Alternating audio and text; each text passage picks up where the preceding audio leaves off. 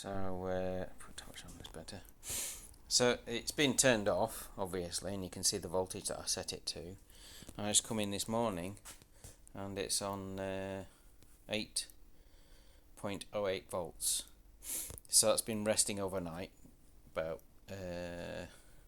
well, I turned it off at about 5ish, and it's now 7, so that's like 14 hours. Yeah, so that should be enough. What I'm going to do though is put it back on again. Yeah.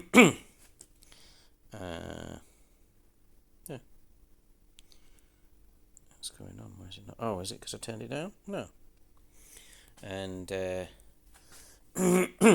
set current.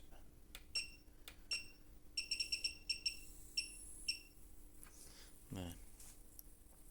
Which will rise the voltage up again, you know, so as it just tops it off to get it up to the same level, because that one's on 8.1, so it's the same voltage as that.